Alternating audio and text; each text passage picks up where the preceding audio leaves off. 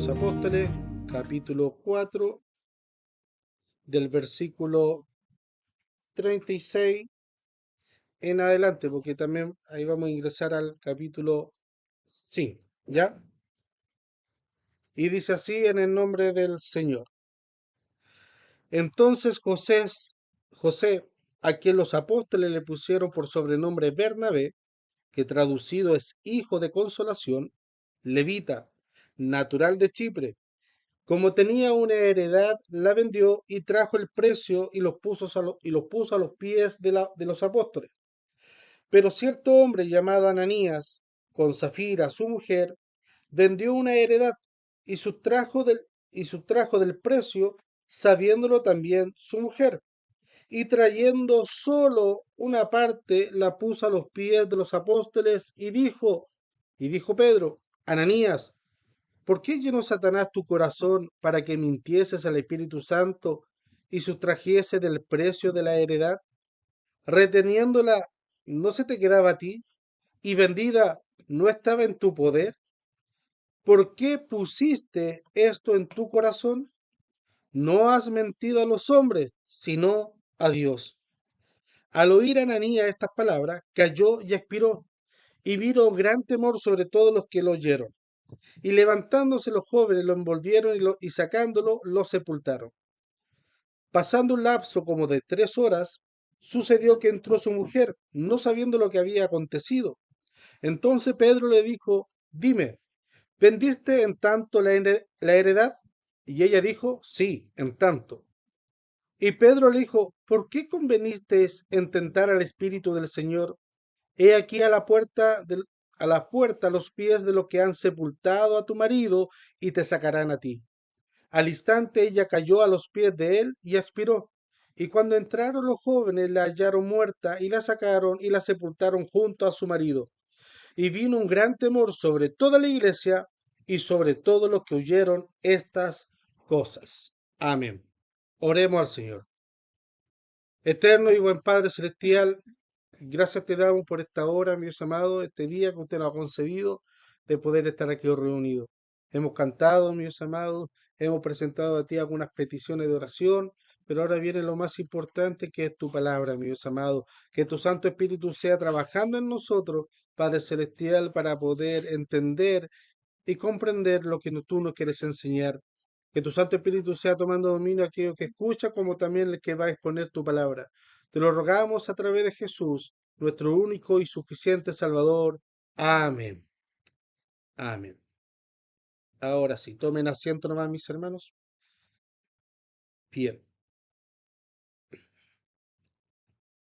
Aquí encontramos un pasaje que muchas veces molesta, incomoda, algunos hermanos le incomoda y le dificulta poder entender este pasaje. Pero antes de ir más allá, quiero que quiero leer este mismo pasaje, pero en la versión NTV, traducción viviente, ¿ya? Creo que aquí se logra entender un poco el tenor de la conversación o el tenor de lo que ha sucedido. Y dice así: Pero había cierto hombre llamado Ananías, quien junto con su esposa Zafira vendió una propiedad y llevó solo una parte del dinero a los apóstoles, pero afirmó que era la suma total de la venta. Con el consentimiento de su esposa, se quedó con el resto. Entonces Pedro le dijo, Ananías, ¿por qué has permitido que Satanás llenara tu corazón? Le mentiste al Espíritu Santo y te quedaste con una parte del dinero. La decisión de vender o no la propiedad fue tuya. Y después de venderla, el dinero también era tuyo para regalarlo o no. ¿Cómo pudiste hacer algo así? No nos están mintiendo a nosotros, sino a Dios. En cuanto Ananías oyó estas palabras, cayó al suelo y murió. Y todos los que se enteraron de lo que había sucedido quedaron aterrados. Después unos muchachos se levantaron, lo envolvieron en una sábana, lo sacaron y lo enterraron. Como 3 horas más tarde entró su esposa sin saber lo que había pasado. Pedro le preguntó, ¿fue este el dinero, fue este todo el dinero que tu esposa y, perdón, que tú y tu esposo recibieron por la venta de su terreno? Sí, contestó ella, ese fue el precio. Y Pedro le dijo, ¿cómo pudieron ustedes dos siquiera pensar en conspirar para poner a prueba al Espíritu del Señor de esta manera? Los jóvenes que enterraron a tu esposo están justo afuera de la puerta. Ellos también te sacarán a ti cargándote. Al instante ella cayó al suelo y murió. Cuando los jóvenes entraron y vieron que estaba muerta, la sacaron y la enterraron al lado de su esposo. Gran temor se apoderó de toda la iglesia y de todos los que oyeron lo que había sucedido. Ahí se entiende un poco mejor el contexto o en lo que había sucedido en el diálogo. Pero aún así, este pasaje molesta para muchos que leen este pasaje porque consideran que aquí se muestra un Dios muy severo, muy castigador, con unas personas que tenía que ver con el dinero, ¿ya? Entonces aquí vamos a ver algunos puntos. De la predicación anterior o del pasaje anterior quise hacer un corte previo y rescatar este ejemplo que Lucas a través del Espíritu Santo nos deja en este pasaje. Contrasta a Bernabé, pero que se llamaba José, que los discípulos le pusieron por sobrenombre Bernabé, que quiere decir hijo de consolación o que el que exhorta, el que consuela o el que exhorta. Recordemos que en nuestra cultura, nuestro pensamiento cristiano, cuando alguien va a exhortar o entrega una palabra de exhortación, se nos viene a la cabeza o a la mente que son palabras fuertes, son palabras duras. Hoy el Señor va a entregar a su pueblo exhortación. Viene castigo, viene palabra dura. Pero en el original del idioma exhortación se refiere a consolación, guiar con ternura, enseñar con ternura. ¿Ya? Eso es lo que quiere decir exhortación. Y eso es lo que le pusieron los apóstoles a este hombre. Imagínense el carácter que tenía Bernabé. El carácter muy apacible, muy consolador, un carácter lleno del fruto del Espíritu. Nosotros muchas veces ponemos por sobrenombre a las personas para resaltar cierta cualidad, pero para hacerle bullying o algo chistoso. Pasó un chascarro, ahí quedó anotado como con ese sobrenombre. Pero acá ni siquiera sus parientes, su familia o su mamá le puso por sobrenombre a Bernabé, sino que fueron los mismos discípulos de Jesús que le pusieron por sobrenombre Bernabé. Y después cuando vemos la historia, cuando aparece por ahí Bernabé en el relato, vemos que el sobrenombre lo tiene bien puesto.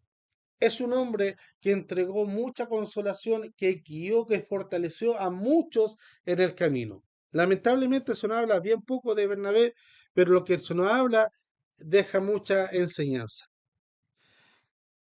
Y en contraste con Bernabé, Lucas sigue este ejemplo de Ananías y Zafira.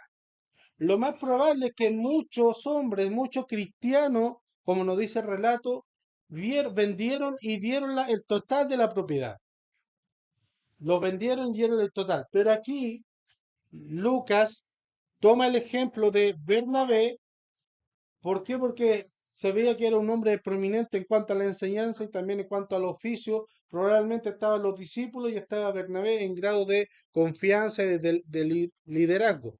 Entonces, por eso Lucas toma el ejemplo de este hombre. Y también para hacer contraste bien notorio, hay que tomar un ejemplo muy bueno con un ejemplo muy malo. ¿Ya? Y aquí aparecen dos personajes, Ananías y Zafira. Ahora, cuando uno cree que hay una iglesia viva, llena de la presencia de Dios, cuando hay buena palabra, cuando hay buena enseñanza, cuando hay temor en lo general, en la mayoría de los creyentes, cuando hay buena danza, cuando hay buena música, cuando hay buena palabra, algunos dicen, esta es la iglesia ideal.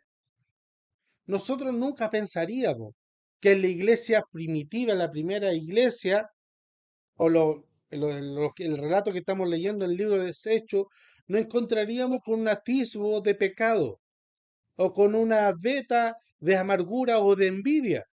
porque todo lo que hemos leído hacia atrás nos avergüenza a nosotros como cristianos. Cuando si leemos el capítulo 1, 2 y 3 y 4, vemos que todos los cristianos vivían en comunidad, amaban a Dios, predicaban de Jesús y su resurrección. Vemos que eran ocupados en milagros, prodigios, hablaban con denuedo. Vemos que los metían a la cárcel, no les importaba y seguían glorificando a Dios. Vemos que no había necesidad entre ninguno de ellos, había necesidad alguna, porque ninguno consideraba lo que tenía como suyo propio, sino que lo daban a los pies de los apóstoles para suplir la necesidad de su hermano. Dirían, wow, la iglesia ideal. Ahí no hay pecado. ¿Cómo me gustaría poder vivir ese tiempo, o si tuviera el poder de la máquina de futuro, ir a ese momento y vivir en una iglesia ideal? Porque esa es la iglesia ideal. No había pecado, no había envidia. Pero de repente, del medio de la comunidad, aparece un Ananías y Zafira. Entonces aquí nos deja dos lecciones, para mí por lo menos, que puedo rescatar ahora. Primero, la iglesia ideal no existe. Ahora, que nosotros idealicemos la iglesia ideal es otro cuento. Y segundo, aquel que espera encontrar una iglesia ideal para trabajar verdaderamente y ser un verdadero cristiano, nunca la va a encontrar, va a perder toda una eternidad para encontrarla y a las finales no va a trabajar y no va a ser un cristiano.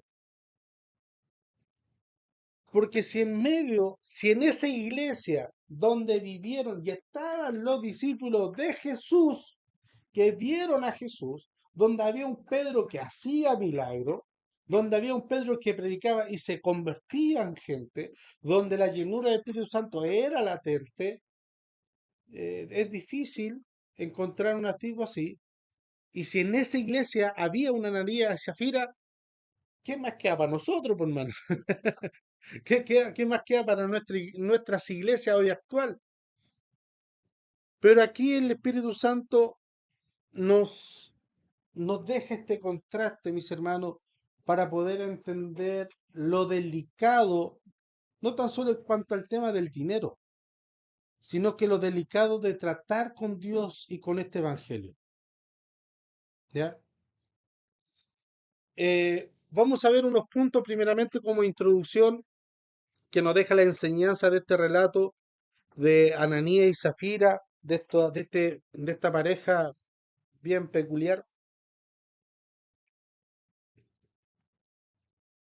Primero, la venta de las propiedades y la generosidad al entregar el dinero a los pies de los apóstoles no es una regla mandataria, como habíamos dicho antes, en esa época.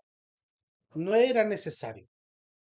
No era predicación o no había un curso en el cual Pedro y los demás discípulos se acercaban a los nuevos creyentes, a los nuevos cristianos, y decían, mire, para ser cristiano, para creerte de que eres cristiano, si tenías una propiedad tienes que venderla y dar la totalidad.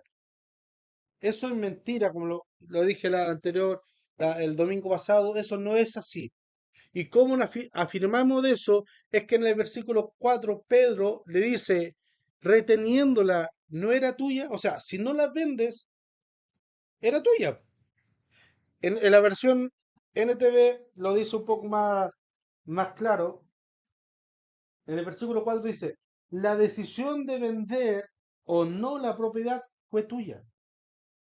No fue de nosotros, no te obligamos y tampoco aquí deja entrever, Dios no te mostró un sueño para venderla.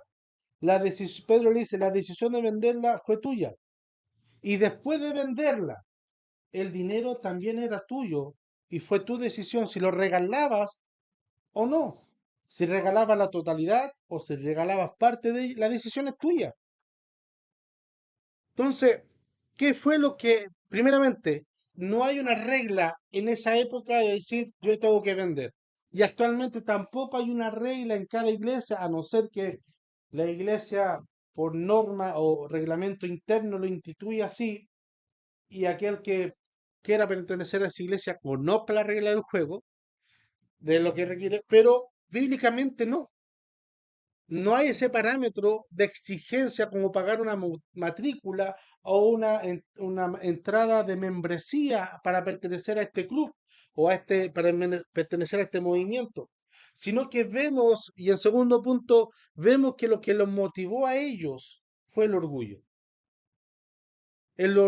y el deseo de no ser mejor que los demás, o sea, de no ser peor que los demás, de no bajar el estatus que los demás. Esa vanidad, ese orgullo, ese arribismo que hay siempre en el ser humano, viene desde mucho antes. Es muy antiguo, no es solamente actual. El orgullo y el deseo de no quedar como menos o no ser menos y tratar de resaltar y sobresaltar un nombre entre la comunidad lo motivó a Ananías y Zafira, ya que no lo veían como una pareja líder para estar a cargo, ya que y querían de ser su intención. Y ellos pretendieron de que a través de este donativo ficticio, la comunidad ahora sí lo respetaran y los vieran como grandes líderes o como prospectos para líderes a través de su supuesta generosidad. Entonces, esa supuesta generosidad, punto 3, fue solamente para lucirse y a la vez guardar su reserva y tuvieron que mentir. Yo no tengo nada contra por ejemplo, la Teletón. Yo no tengo ningún problema con la Teletón. Encuentro que hace mucho bien. Lo otro, las conspiraciones o las cosas que se habla por el dinero, para mí no es tema. Hay que ver solamente el bien que le hace a mucha gente, a muchas familias, le hace bien la Teletón. Lo que yo sí encuentro es el juego de cómo se recauda. Ahí podemos discutir cómo se recauda dinero. Hay muchas familias poderosas en este país y mucha gente que tiene dinero. Y la mayoría de ellos, no la mitad, sino la mayoría de ellos lo hace solamente por orgullo. Lo hace solamente por vanidad para mostrarse al otro que son dadivosos y entre comillas limpiar su imagen frente a los demás. Pero si no hubiese tele, si no hubiese Don Francisco, si no hubiese todo el aparataje mediático que hay, no creo que estarían tan felices por dar, simplemente. El lucir generosidad es buen marketing. Hace unos meses atrás salió una tendencia de que muchos, entre comillas, influencers se grababan regalando dineros a otros. Oh, qué tremenda generosidad. Pero ellos lo hacían porque sabían que en ese momento era lo que estaba vendiendo en internet. Entonces, si yo doy 10, yo estoy seguro que me van a llegar 1000 visitas, 1 millón de visitas, y con eso ya voy a recuperar lo que tengo.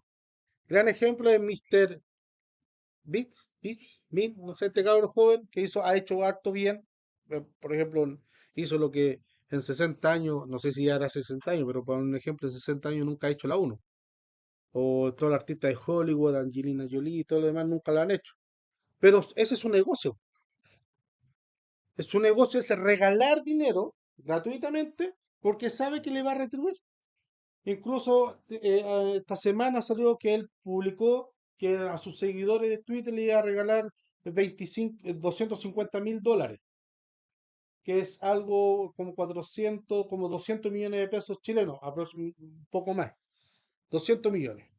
Hizo esa publicación y por lo que genera en Internet esa publicación ya le pagó 300.000 dólares.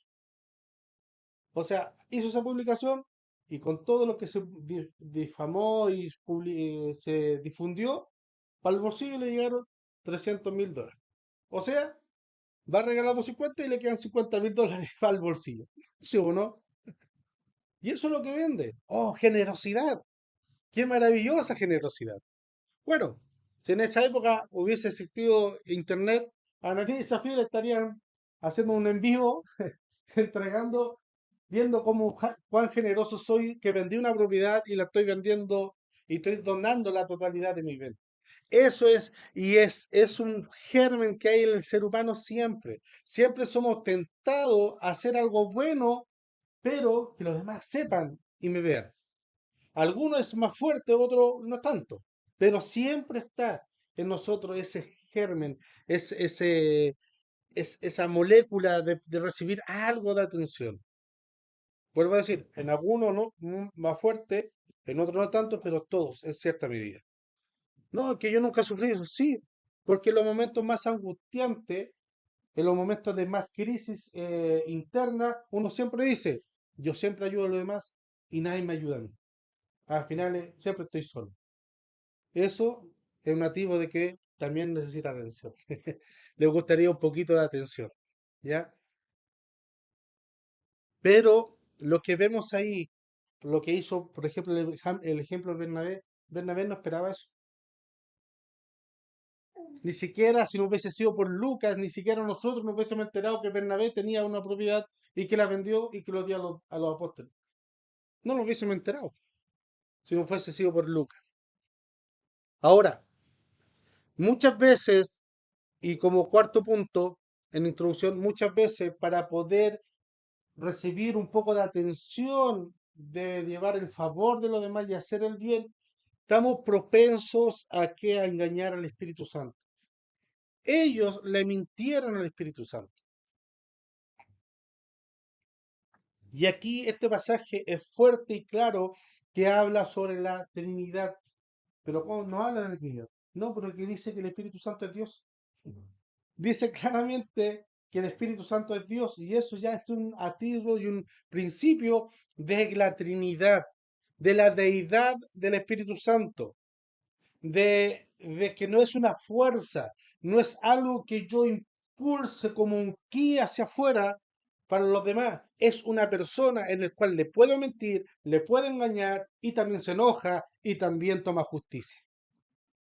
El Espíritu Santo es una persona, no es una fuerza, no es algo etéreo, no es algo cósmico, sino que es una persona en el cual se puede entristecer. Y no es cualquiera persona, es una parte de la Santísima Trinidad. Entonces, lo que nosotros podemos ver aquí en este pasaje, mis hermanos, que vemos que este mover del Espíritu Santo, donde cuando Cristo fue muerto, resucitó y fue ascendido al cielo, y él envía la promesa del Padre, y que toda esta predicación y todo este mover que predicaron Pedro era sobre la vida, muerte y resurrección de Cristo, y que en Cristo hay salvación y perdón de pecados. Juan el Bautista, Jesús y Pedro, los discípulos hablaban arrepentidos y convertidos. Pablo también predicaba eso. Pero eso del perdón, y aquí como quinto punto y término de la introducción, pero el perdón no quita el juicio de Dios. No quiere decir, ah, te perdono y se olvida el juicio, se olvida el castigo. No es así. Y así igualmente nosotros lo hemos sentido de nuestros padres o de nuestros trabajos y también nosotros así lo tenemos que hacer con nuestros hijos y con nuestros pares. El que yo lo perdone, que en Cristo, que es parte de la Trinidad, hay perdón, no por eso deja que Dios sea un Dios sin justicia, sino que Él dice que Él pagará a cada uno conforme a sus obras. Para otros, en juicio físico, como lo podemos ver en el Nuevo Testamento.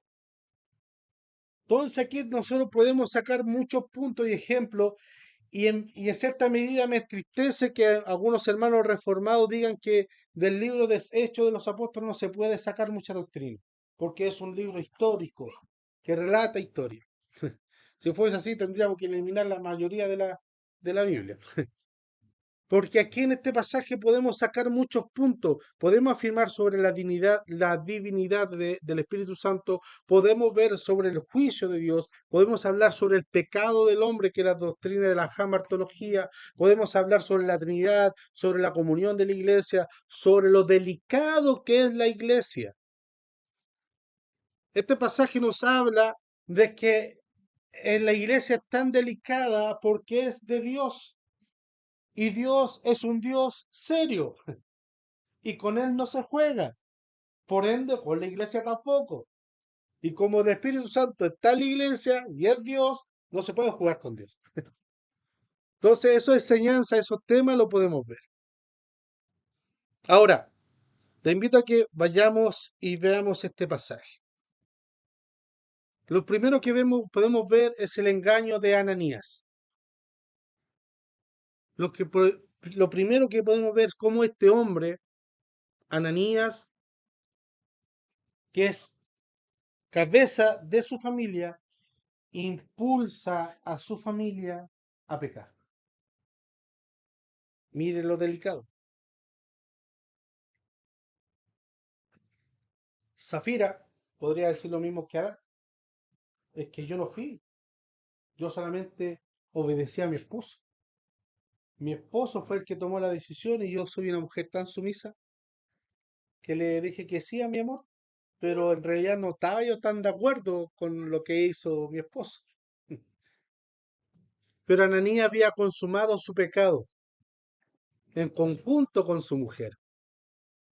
Y ahora, descaradamente, trae este precio a los pies de los apóstoles, a los pies de Pedro, que es la parte que él creía que era necesaria para comprar o llevarla a un nivel de prestigio. Supongamos, supongamos. La propiedad se vendió en 100 millones.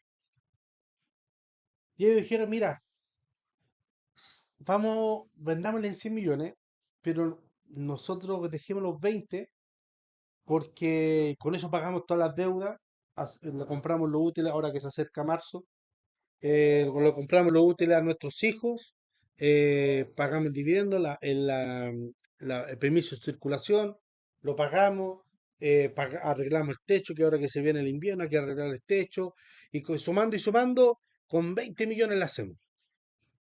¿Qué te parece que si nosotros compramos, vendemos esa propiedad en 100, nos dejamos 20 para arreglar todo esto y quedamos tiki-taka y damos 80 a la iglesia?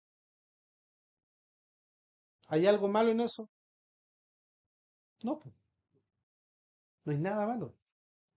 Lo malo fue de que le dijeron, no, nosotros vendimos la propiedad en 80 millones y vamos a dar el 100% de la venta de nuestra propiedad. Ese fue el pecado. Ese fue el error de ellos. Y confabularon, mis hermanos. Si volvemos a decir, mis hermanos, en cuanto al dinero que Dios nos da a nosotros o nos exige, no hay un mínimo ni un máximo. Como dice Pablo, lo que Dios propuso en su corazón. Y que eso no vaya después ya, esto es lo que puso el corazón de nosotros, pero después no lo envolvamos en vanidad y en vanagloria para poder emorciarle y que llevar un poco de crédito a nosotros. Ese es el problema. Que sustrajeron la parte que ellos necesitaban, sin la necesidad de poder mentir, porque Dios no se la había hecho. Y el poder pecar, mis hermanos, no trae problema para nosotros solamente, sino que afecta a toda nuestra vida relacional. Cuando nosotros pecamos, fallamos ante la presencia de nuestro Dios, no solo nos afecta a nosotros, afecta a nuestro trabajo, nuestra iglesia, nuestra vida familiar, afecta a todo. Te invito a que vayamos al libro de Josué capítulo 7 y veamos aquí una historia un poco conocida, que habla y el título nos dice que es el pecado sobre el pecado de Acán.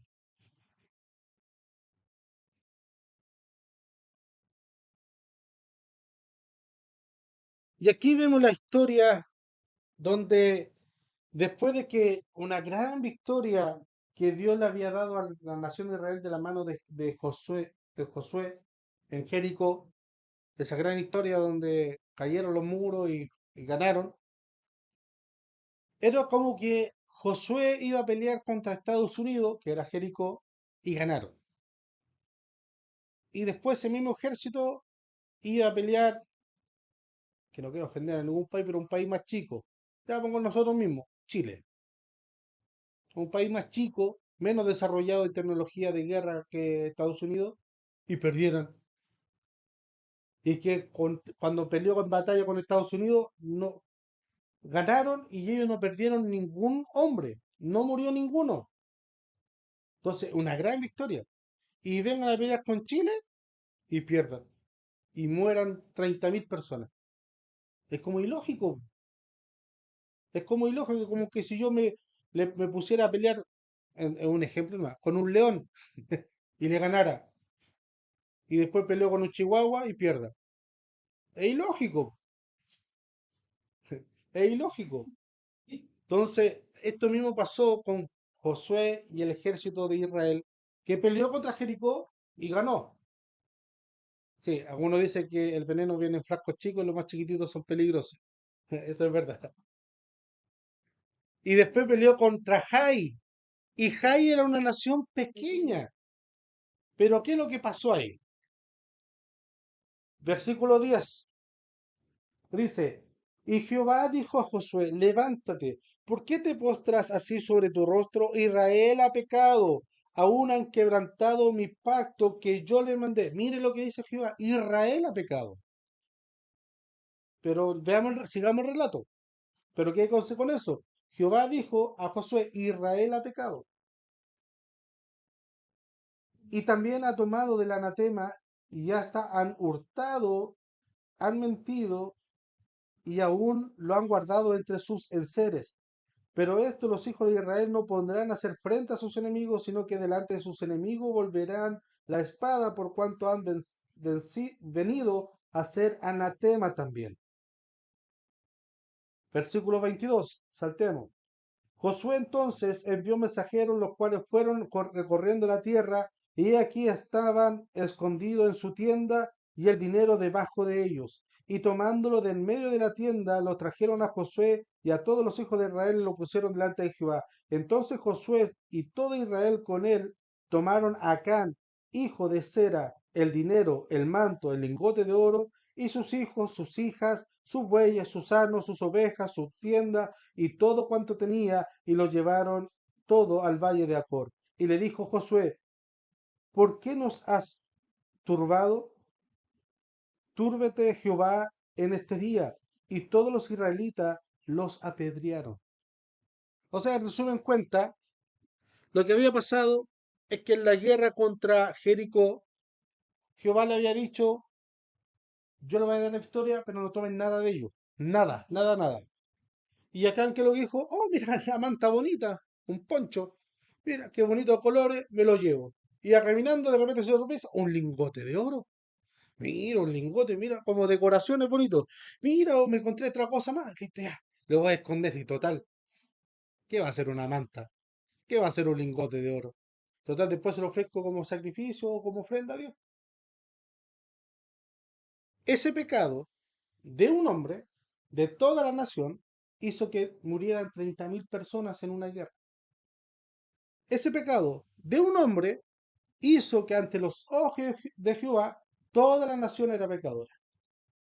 Ese hombre hizo que mataran a sus hijos, a sus hijas, a sus bueyes y a sus criados, y que también él muriera. El pecado, mis hermanos, no solo nos afecta cuando lo dejamos crecer, que se acomode, no solo nos afecta a nosotros, va a afectar a nuestra familia, va a afectar a nuestra familia espiritual, va a afectar a toda nuestra área, mis hermanos. Porque, vuelvo a decir, y por ahí algunos me escribieron, me dijeron que me salió chistoso, pero es así, el diablo es puerco y el pecado no va a dejar que usted se ensucie solo, no va a dejar que se manche solo, va a tratar de que el diablo, el Satanás, como le dice Pedro a Ananías, Satanás se meta en su corazón y arruine todo, todo. Qué triste, hermano, vivir en una iglesia que está en apogeo, vivir día glorioso y que por una avaricia tenga que pagar con su vida y también su esposa. Y también de ser de ejemplo, pero para mal. Que lo tomen a ustedes como ejemplo, pero para mal. Porque ahora bien, el, muchas veces nosotros tenemos esta noción de que cuando hacemos algo malo, como queriendo que fue sin querer queriendo, es como que algo se apodera de nosotros.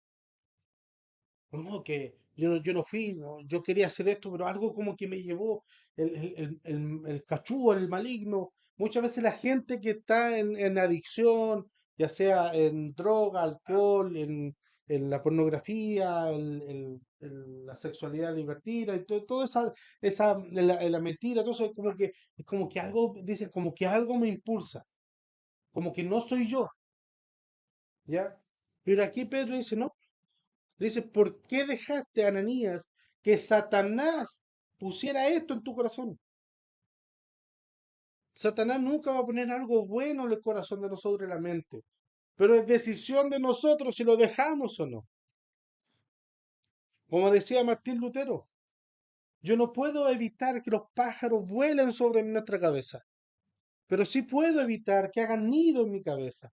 Eso sí puedo hacer, eso sí puedo atajar, y eso es responsabilidad de nosotros, mis hermanos. En este caso, en este punto, en este pasaje, es responsabilidad del hombre de la casa ver cómo se maneja la casa. Extrapolándolo a la iglesia, es responsabilidad del líder de la iglesia ver cómo se maneja la iglesia. Si él impulsa a su familia hacia el pecado, le da más realce a las cosas materiales que a las cosas espirituales, no espere que sus hijos sean sacerdotes o que busquen las cosas de Dios. Porque es así, mis hermanos. Y ese es un ejemplo que nos está dejando aquí en la palabra de Dios. Ahora, de paso podemos ver que también como para Pedro, como también para Cristo, Satanás era una persona real. No era solamente una personificación del concepto de mal. Como algunos dicen, no, si el Satanás no existe, es para darle un nombre a la maldad que hay en el ser humano. No, para Pedro y para Cristo, Satanás era un personaje real. Así como el Espíritu Santo es un personaje real de la parte de la Trinidad, así también Satanás. ¿Ya? Eso para, como entre paréntesis. Pero aquí en el juicio y en el engaño de Ananías, podemos ver, mis hermanos, y por el ejemplo que vimos en Josué, que el pecado nunca va a afectar solamente a mí. Es decir, no, si yo lo tengo controlado, es mentira, mis hermanos. Es mentira.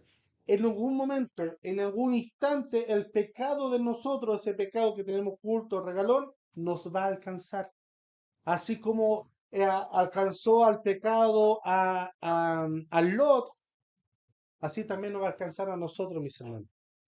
Así que tengamos ojo, uña, pestaña y ceja y que nuestras antenitas estén paradas para detectar eso, mis hermanos. Y no caer en el engaño que nosotros tenemos el control sobre nuestro pecado. Es el mismo engaño que dice el drogadicto. Y esa pequeña, la Claudia de 25 años, que ayer me dio mucha pena, apretó mi corazón de verla en ese estado, que como lo tenía la pasta base. Y lo más probable es que ella siempre se ha repetido, no, si yo lo controlo. Yo controlo este pecado, yo controlo este vicio. No es así. El pecado, mis hermanos, nunca lo vamos a poder controlar.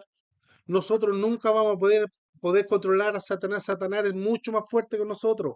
Eso de que decir que yo derroto al diablo es mentira, hermano. Nosotros no tenemos fuerza, somos humanos.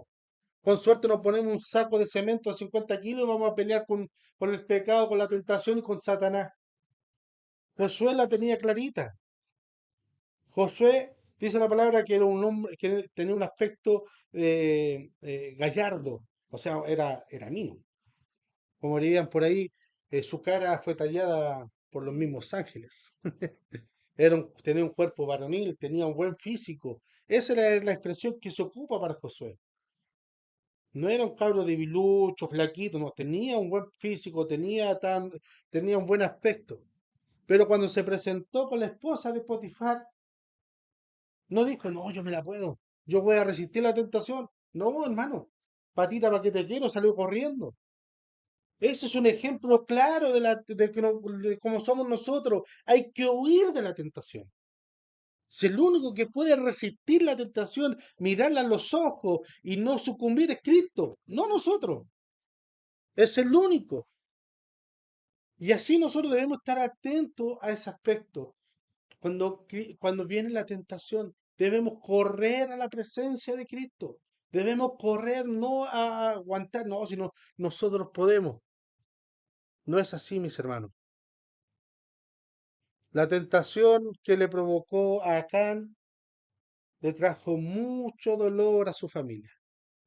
Y no solo a la familia de él, sino que también a las familias que perdieron sus familiares en la guerra. 30.000 hermanos, más de 30.000 personas murieron ese día contra ese pueblo insignificante de Jai. Y a la diferencia que cuando pelearon contra Jericó, ninguno murió, pero faltó que uno cayera en la tentación y pecaron. Ahora, el juicio que hay contra Ananías también lo podemos ver con el juicio que hizo Dios a través de Josué contra Acán.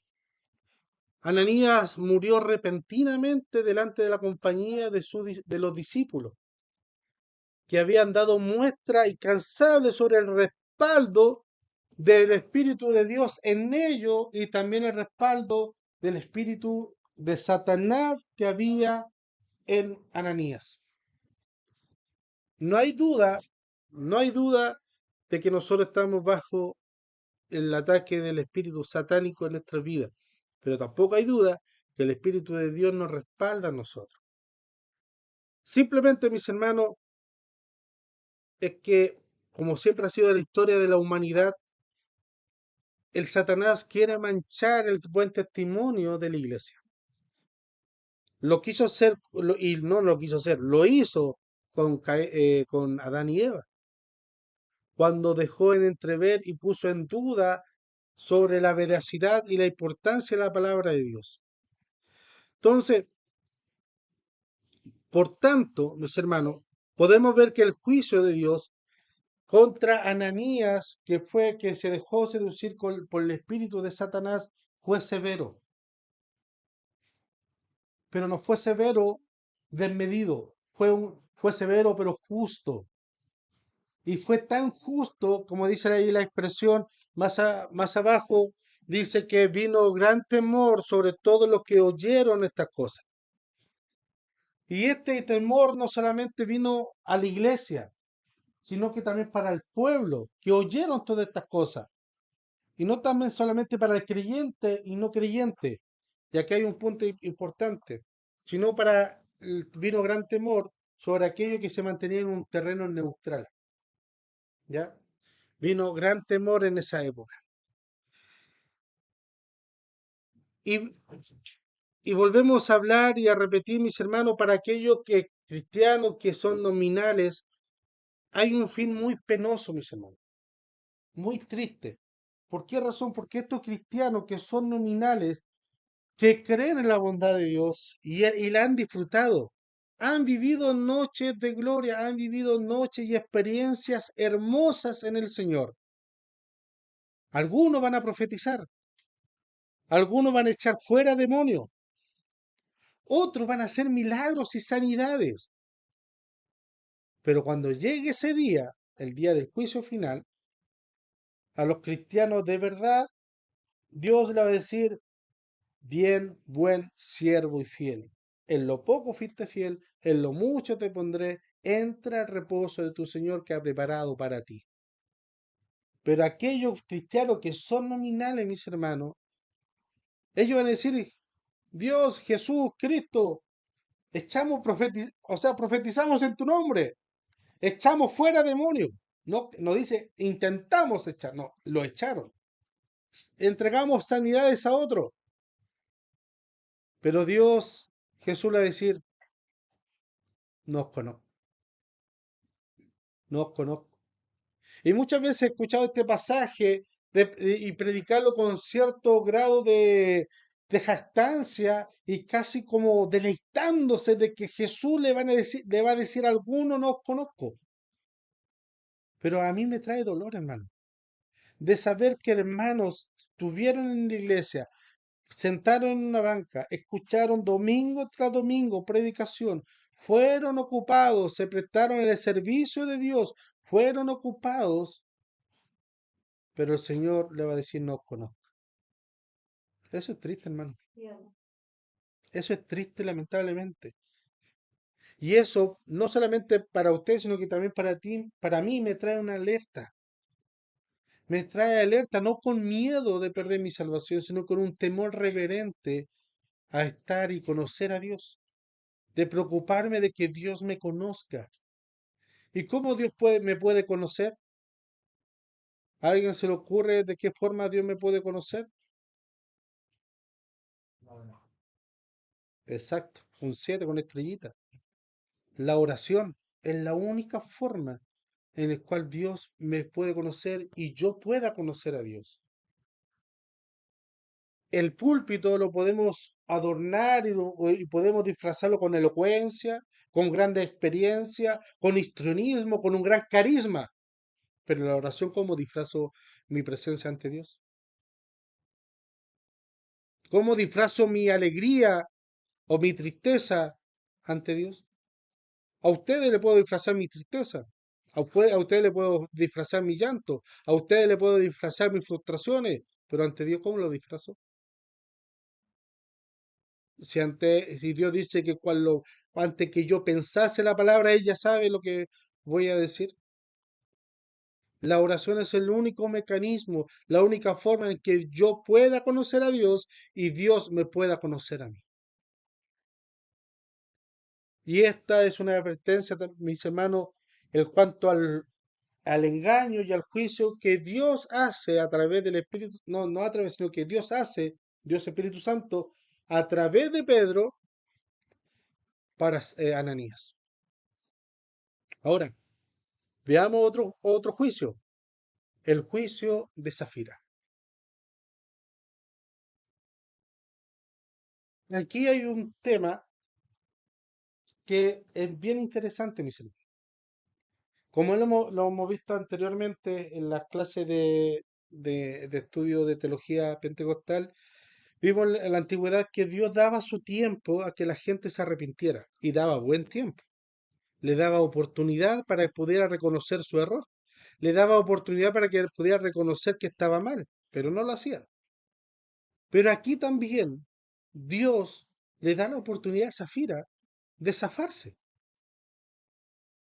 y no lo hace.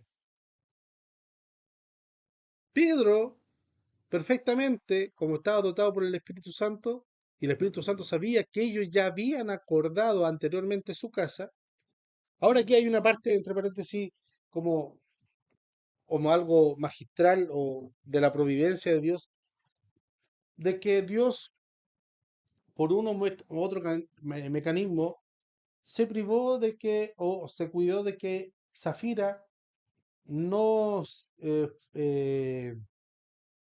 no se hubiese enterado de lo que sucedió con su esposo, siendo que fue algo notorio en ese momento y que del hecho de cuando murió su esposo transcurrieron 3 horas. Y dice el relato que los que estaban ahí se aterraron y se asombraron. Entonces esa noticia no ocurrió poquito, sino que fue un tema del momento, fue tema de conversación entre todos. Pero 3 horas más tarde aparece Zafira. ¿A dónde habrá ido? No lo sabemos. A lo mejor fue a comprar algunas cosas para la casa con la plata que se habían guardado, o fue a esconder la plata, o fue a hacer algunas compras para administrar la despensa, no lo sabemos. Pero después de 3 horas aparece Ananías. Y Pedro no le dice, tú has mentido al Espíritu Santo, sino que le da la oportunidad para que se arrepienta. Y Dios es así, mis hermanos. Dios una y otra y otra y otra vez nos da la oportunidad que lo arrepintamos. Por ejemplo, vamos al inicio, a Génesis. Cuando Adán y Eva pecan y se comen la manzana, dice que sienten, es un ejemplo, la manzana es el fruto común que todos tenemos en nuestra imaginación, aunque no dice que no, tampoco no fue, ¿ya? La manzana, él dice que sienten que iba caminando Dios y se esconden. Y Dios los llama, empieza a llamar a Adán y a Eva. Y lo encuentra y dice, ¿y por qué están escondidos? No, es que los vimos desnudos y nos dio vergüenza.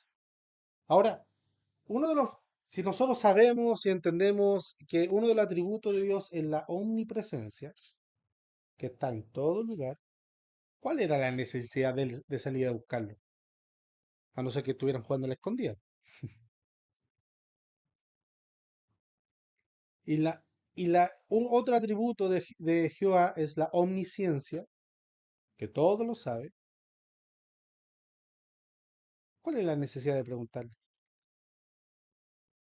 Es lo que dice hermano Seba. Dale la oportunidad a que se arrepientan, lo confiesen su pecado con sus bocas. Pero no fue así. Dios se tomó la molestia, hermanos, la molestia de salir a buscarlo. Nosotros tenemos hijos y cuando un hijo se va a un condoro y se va a esconder en ese trayecto de ir a buscarlo, más nos enojamos. Ya te voy a pillar, cabrón, y miércoles. Ah, ya voy a pillar que te voy a dar con la chancla. Pero Dios se tomó la molestia de ir a buscarlo. Los encontró y se tomó la molestia de preguntarle. Pero aún así, ellos dijeron, no, la mujer que me diste. O sea, técnicamente, Dios, tú tuviste la culpa. Porque yo no te la pedí, tú me la diste. La mujer que me diste. Y la otra, no, la serpiente que tú hiciste. No hubo espíritu de arrepentimiento. Nada. Otro caso, Caín y Abel, de tal palo, tal astilla. Por eso dije anteriormente, si nosotros no guiamos, no le damos buenos ejemplos a nuestros hijos, no esperemos que después sean fieles devotos. Caín y Abel. Caín, ¿qué es lo que hizo? Lo mismo que hizo con su papá. Se enoja Caín. Dios la había advertido. Dice a Caín, oye, tu semblante está mal. Para darle la oportunidad para que se arrepiente y medite en su corazón lo que estaba pensando, lo que estaba haciendo. Pero aún así le dice a su hermano, oye, vayamos a caminar. Ya, vamos a caminar. Y lo mata. Y aún así, Dios sale, busca a Caín y le dice, oye, ¿y dónde está tu hermano? Y la respuesta que le da Caín fue de alguien soberbio que no sentía arrepentimiento. ¿Acaso yo soy guarda de mi hermano? ¿Qué me preguntáis a mí? Tengo que decirle, ¿qué me preguntáis a mí, Dios? Yo no soy niñera de mi hermano. Anda y búscalo tú. Pues volvemos a decir, ¿qué necesidad tenía Dios si era omnipresente y omnipotente y omnisciente y todo lo sabe y su presencia todo lo conoce? No tenía ninguna, pero esperaba. Y Dios ya sabía por qué, porque cuando le dice a Caín, ¿qué has hecho después le dice, ¿qué has hecho con tu hermano? Dios le dice, la sangre de tu hermano clama por mí. Entonces ya estaba clamando la sangre del hermano de Abel. Y Dios ya sabía, pero le dio la oportunidad para que se arrepintiese. El rey David también cuando cometió estos pecados registró una frase muy hermosa y quiero que me acompañe, Salmo 32.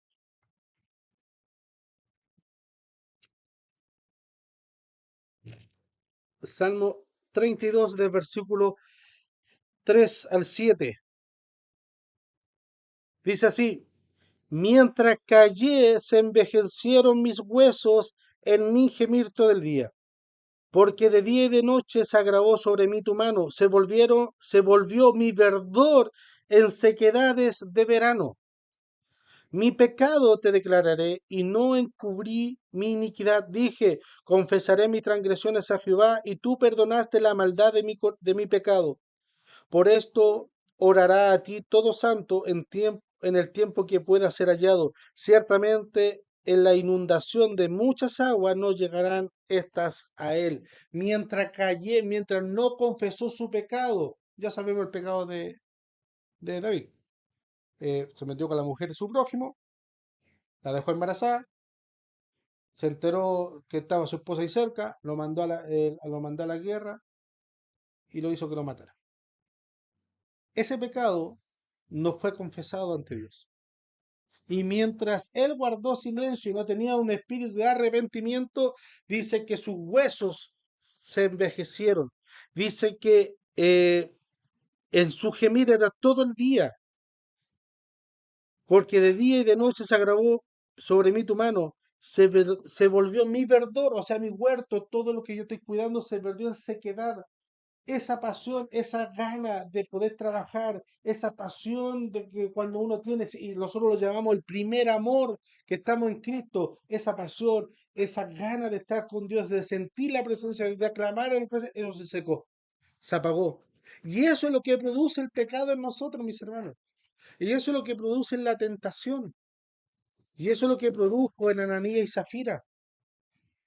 Dios le dio la oportunidad a Zafira y a Ananías para que se arrepintieran, pero no se arrepintieron.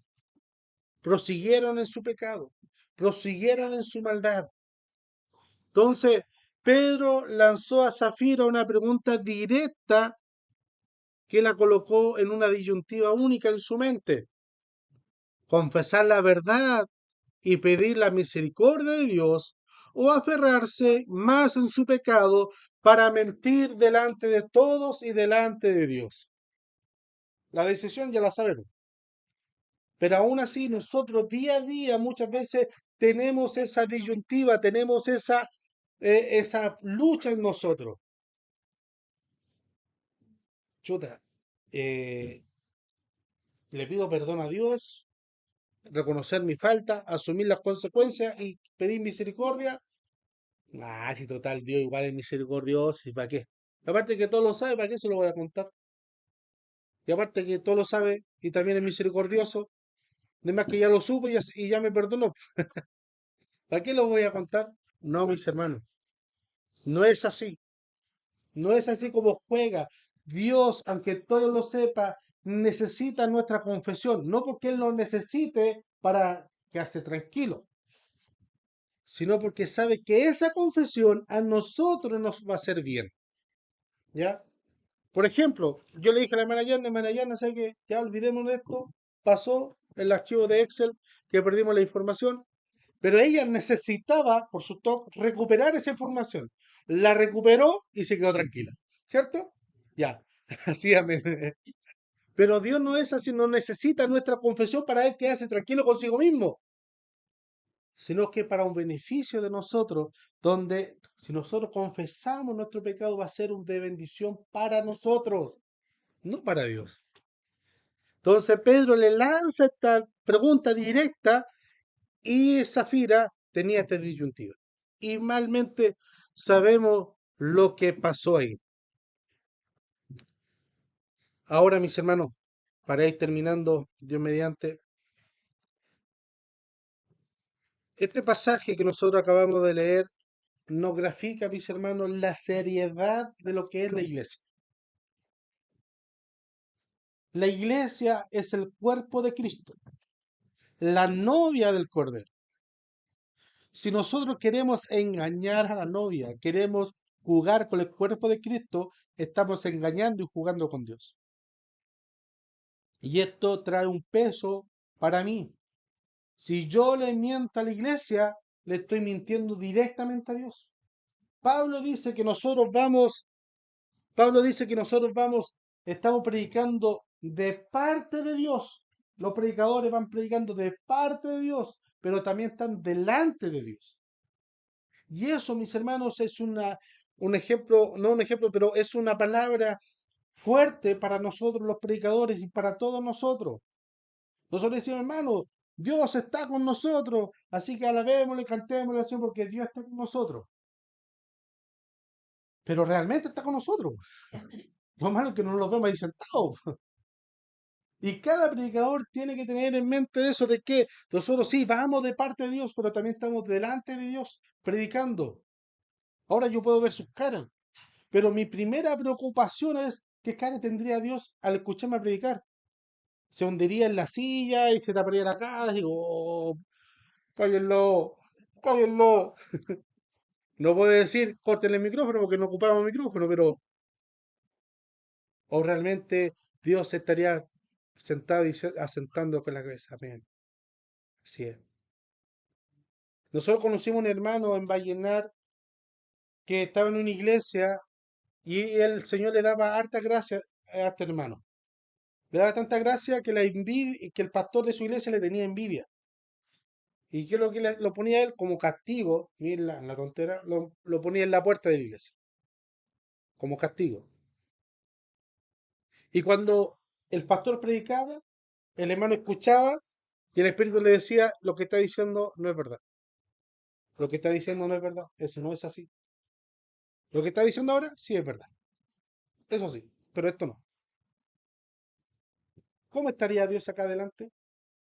¿Cómo estaría Dios mirando a nosotros cuando le entregamos adoración? Hermano, la iglesia es seria, porque es de un Dios serio. La iglesia no es un juego, porque Dios no es un Dios con quien se juega. La iglesia tiene su seriedad. Gracias a Dios, Dios no nos ha pagado, no nos ha castigado como Ananí y Zafira. Pero aquí a la interna de nosotros, ¿cuántas veces nosotros, y de aquí también yo me reconozco, hemos llegado a la iglesia y estamos en el culto solamente por cumplir y esperando ojalá que se pase rápido la hora y volver a hacer nuestras actividades? Porque sí hemos estado en esa situación y no y como nuestra naturaleza es humana, no le tomamos el peso a lo que es la iglesia. No podemos jugar a la iglesita como nosotros jugamos a la casita o los niños juegan a la casita. No podemos jugar con eso. La iglesia es el cuerpo de Cristo, la novia del Cordero. Nosotros estamos insertos en el cuerpo de Cristo. Le predicamos y alentamos a la iglesia e invitamos a los demás para que integren el cuerpo de Cristo. Pero si nosotros no le tomamos el peso, mis hermanos, si nosotros lo vemos algo como social, algo bonito para pasar el tiempo, algo para juntarnos simplemente, no esperemos seriedad de Dios para nosotros si nosotros no le entregamos seriedad. Él se entregó al 100%. Nosotros no podemos darle menos a nuestro Dios. No podemos ser así.